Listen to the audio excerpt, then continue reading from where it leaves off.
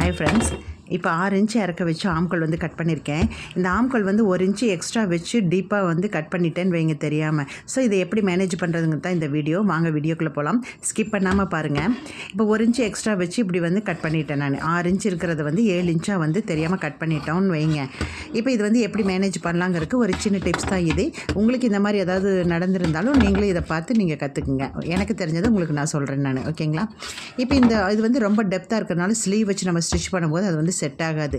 So இந்த 1 இன்ச்சை வந்து நம்ம என்ன பண்ணுறோம், இந்த ஷோல்டர் இருக்குது இல்லைங்களா, இந்த ஷோல்டரில் வந்து 1 இன்ச்சு மார்க் பண்ணி பேக் நெக்கு 1 இன்ச்சு மார்க் பண்ணிக்கலாங்க. அதே மாதிரி நெக் இறக்கப்போ 7 இன்ச்சு 8 இன்ச்சு வச்சோன்னு வைங்க, அந்த 8 இன்ச்சு வர அளவுக்கு கீழே 1 இன்ச்சு வந்து மார்க் பண்ணிக்கலாங்க. பாரு இந்த மாதிரி தான்.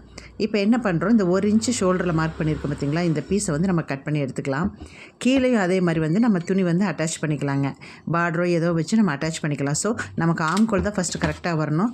ஸோ அதுக்காக ஆம்கோல் மட்டும் நம்ம ரெடி பண்ணோம். இப்போ இந்த 1 இன்ச் பீஸை வந்து நான் அப்படி கட் பண்ணி எடுத்துட்டேன்னா இப்போ அளந்து பார்த்தோம்னா அது 6 இன்ச்சு தான் வரும்.